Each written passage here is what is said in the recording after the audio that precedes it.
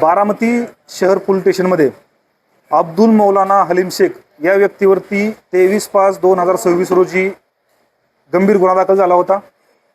याच्यामध्ये असणारे आरोपी, मुख्य आरोपी मौलाना अब्दुल हलीम शेख, शमीम अख्तर अब्दुल हलीम शेख व इतर पुरुष 3 साथीदार आरिफ मुजावर, सोहेल सलीम शेख, इरफान सिराजुद्दीन इनामदार या सगळ्या लोकांवरती बारामती शहर पोलीस स्टेशनमध्ये गुन्हा दाखल झाला होता। अब्दुल मौलाना हलीम शेख हा व्यक्ती महिलांवरती विनयभंग करणे, महिलांना आमिष दाखवणे, जादूटोणा करणे व विविध नरबळी देणे अशा सगळे बोंधू बाबा प्रकार या बारामतीमध्ये करत होता। याच्यावरती गंभीर गुन्हा दाखल होऊन सुद्धा बारामती शहर पोलीस स्टेशननी आजपर्यंत या मौलानाला अटक केलेली नाही। या सगळ्या विषयामध्ये नरबळी देणं व आमिष दाखवणं आणि लिंबू फेकणं असे प्रकार हा मौलाना करत होता।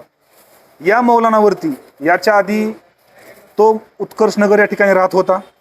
उत्कर्षनगरला राहत असताना 2023ला या सोसायटीच्या सगळ्या लोकांनी याची तक्रार माननीय DYSP महोदयांकडे केली होती, पण याच्यावरती अपेक्षित काहीच कारवाई झालेली नाही। याच्यानंतर त्याच्यावरती गंभीर गुन्हा हा 23/5/2026 रोजी दाखल झाला। याच्यासोबतचे जे साथीदार आहेत ते आरिफ मुजावर आणि हा आपण बघताय मौलाना अब्दुल शेख। आरिफ मुजावर आपल्या सर्वांना दिसतोय, तो फोनवरती बोलतोय, याच्यापाशी 15 फोन जवळपास आहेत। पोलिसांनी याच्यावरती शून्य कारवाई केलेली आहे। एवढा गंभीर गुन्हा असताना तो जो 15 12 मोबाईल वापरतो, हे 12 मोबाईल पोलिसांनी जप्त का केले नाहीत? या 12 मोबाईलमध्ये ते कोणते सिम कार्ड होते? आणि या मौलानाला आश्रय देणारे या बारामतीमधले तो ज्या ज्या ठिकाणी राहिला आहे त्या सगळ्या लोकांची त्यांची आवश्यक होती की त्या मौलाना ज्या ठिकाणी राहतो त्या ठिकाणी मालकांनी पोलीस स्टेशनला त्याचे सर्व रेकॉर्ड देणं आवश्यक आहे। तो कोण भाडेकरू हे देणं आवश्यक आहे। पण ज्यांनी ज्यांनी ही माहिती लपवली या सगळ्यांची चौकशी होणं आवश्यक आहे। या सगळ्या विषयामध्ये जर मौलाना आझादला पोलिसांनी तात्काळ अटक केली नाही तर भारतीय जनता युवा मोर्चा म्हणून आम्ही येत्या 25 तारखेला बारामती शहर पोलीस स्टेशनच्या बाहेर उग्र स्वरूपाचं जन आंदोलन करू।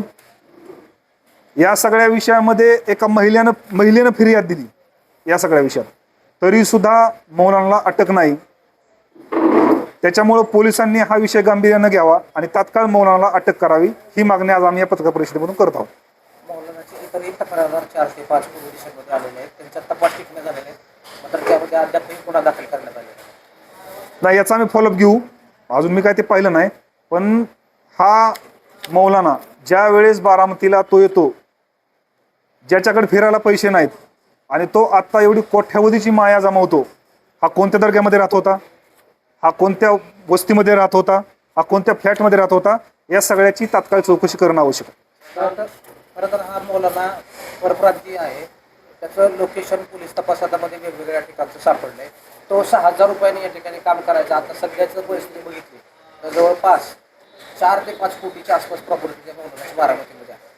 नाही, आम्ही सुद्धा माहिती घेतली। या मौलानाचं लोकेशन पश्चिम बंगाल, जम्मू काश्मीर अशा सगळ्या इथं सापडत आहे। याची बायको सुद्धा काश्मीरची आहे अशी माहिती आम्हाला मिळालेली आहे। हा पुण्यामधून पश्चिम बंगालला जायचा, पश्चिम बंगालमधून काश्मीरला जायचा, नक्की हा काय व्यवसाय करत होता याची माहिती खऱ्या अर्थाने घेतली पाहिजे। अनेक महिलांच्या तक्रारी आहेत, यांची नावं मी आता इथं सांगणार नाही, पण अनेक महिलांच्या तक्रारी आमच्यापर्यंत आलेल्या आहेत।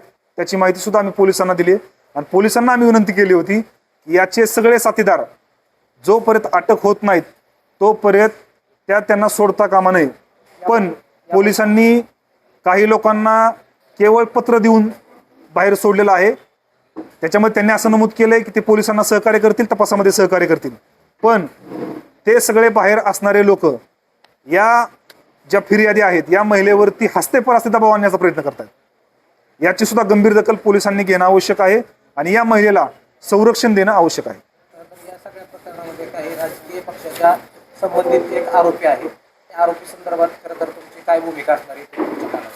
नाही, त्या आरोपीनं असं म्हटलंय, त्या आरोपीचं नाव आहे इरफान सिराजुद्दीन इनामदार। तो असं म्हटलंय की या व्यक्तीचा माझा कोणताही संबंध नाही, पण हा फोटो मी तुम्हाला दाखवतो.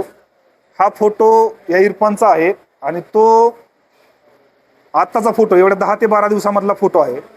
याचा अर्थ असा की हा इरफान या मौलानाच्या संपर्कामध्ये आहे आणि पोलिसांनी या इरफानला तात्काळ अटक करावी.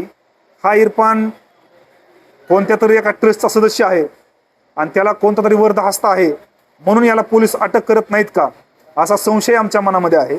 त्याच्यामुळे याला तात्काळ अटक केली पाहिजे अशी आम्ही मागणी करतो.